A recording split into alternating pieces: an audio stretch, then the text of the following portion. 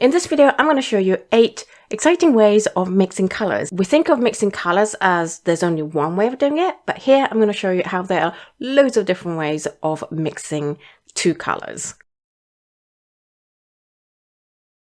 So first up, we have the mix on palette, and this is something we've all done before, where you put some paint on the palette. I'm using ultramarine blue here and some trans red oxide to neutralize it.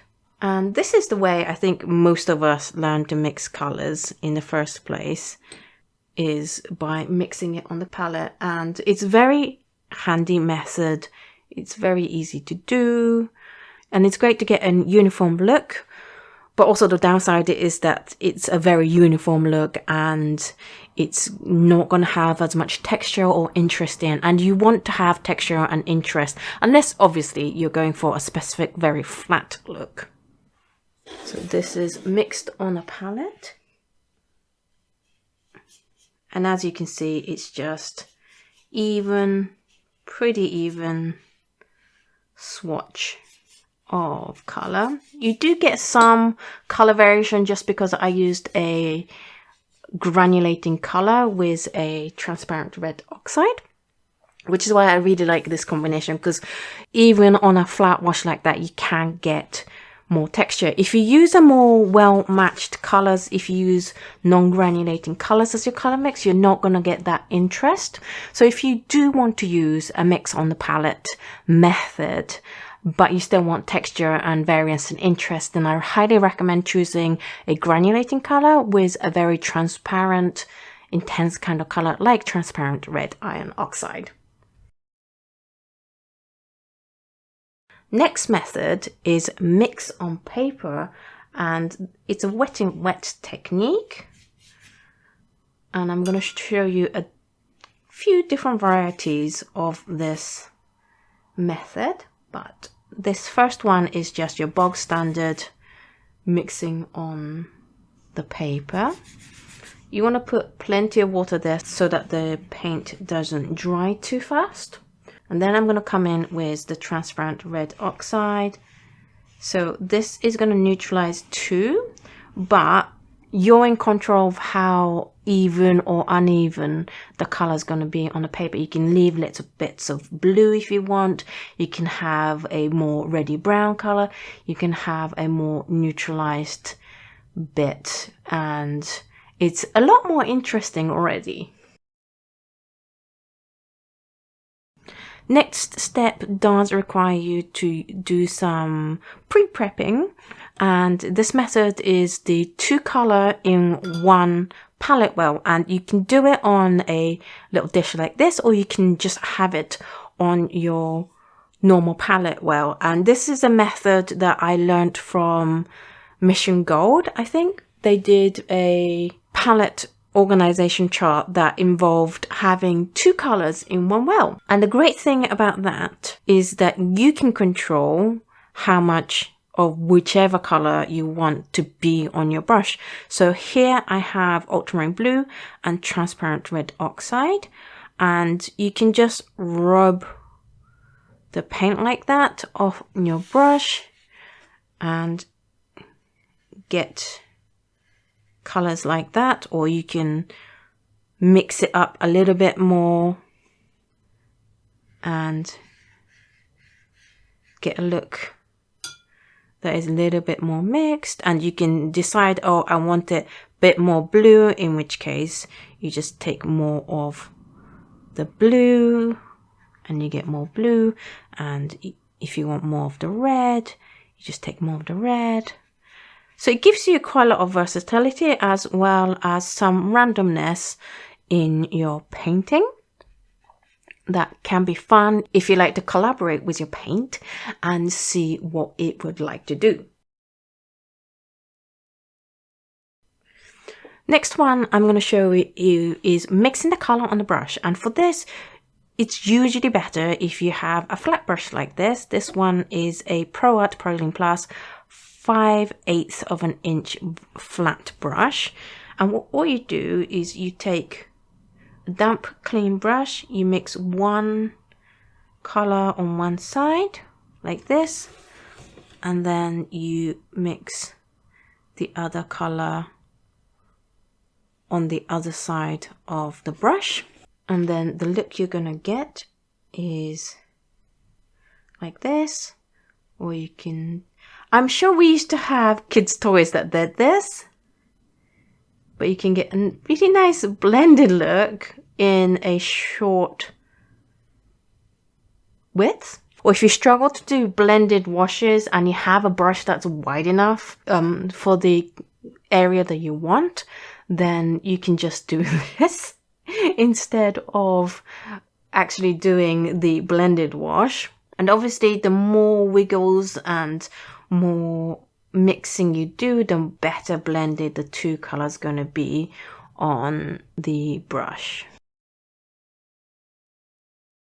The next one I'm going to show you does take more time because you need to let each layer dry, but it's actually one of my favorite ways to mix some colors on paper, and this is to mix colors in layers and let each layer dry. So I have ultramarine blue already on here, and I have transparent red oxide here, and you can just go over it evenly like this, or you can even just hit it unevenly, make the values vary, make the coverage vary. And it doesn't look like much now, but if you build up layers, then it looks absolutely fascinating. The color's really deep, and if you do it randomly, it has lots of texture. I just find this method really fascinating, and I'm going to do a few more layers and then I'll show you what this looks like. It is now the next day. I've put on a few more layers. This has had 2 layers of the transparent red oxide and 2 further layers of ultramarine blue, and you can see that it's building lots of really interesting shapes and shadows. And I actually did a series of painting using this method with different colors, and that was so much fun. So out of all the ones that I show you, this is my favorite by far. Next method we have is a splatter in, and this is a wet in wet technique. And first you just put down a layer of wet paint, make it nice and juicy and wet like this, nice and wet. And then all you have to do is load up your brush with the other color, and you want it a pretty wet brush. And then if you just tap your brush on your finger, it will start splattering, and it depends on how fine a splatter you want. You can use a toothbrush that is wet with paint and flick it with your thumb. That would create micro splatters.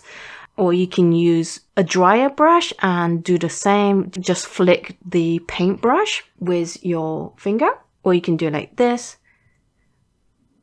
where you just flick your brush to add more color and then wash your fingers.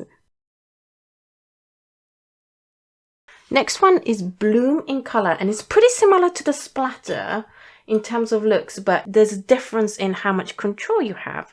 So again, you start off with the wet wash, and the more wet you make this, the more bloom you're gonna have. And also blooms are really dependent on how much water there is or how wet the surface is, but also combination of colors. Some colors, like really heavy pigments, won't bloom as much. Again, I'm using ultramarine blue here, and then all I'm gonna do is let it drop like this, and it's gonna bloom. And it looks exactly the same as splatter, only you have control of where it goes. Another fun thing you can do is you can load up 2 colors on 2 different brushes and just start blooming away and putting more paint over each other. And that's going to give a layered effect that you don't have any control over. It is more of a collaboration with your paint. And some colors are going to spread more than other colors. It's really, really fascinating way to mix colors. So if you like more of a collaborative experience, this is definitely a great way to mix colors.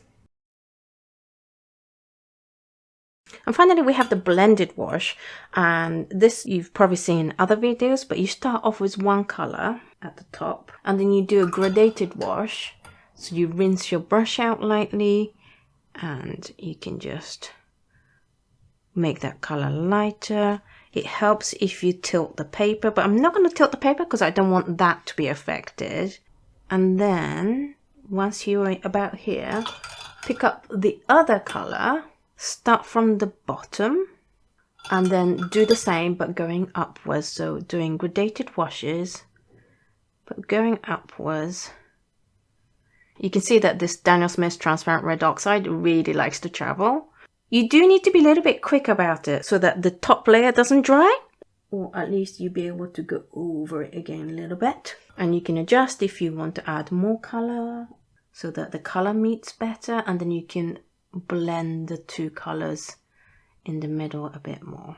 That's it for this video. I hope these techniques were useful to you. I know some of them you would have heard already, but hopefully others you haven't seen before.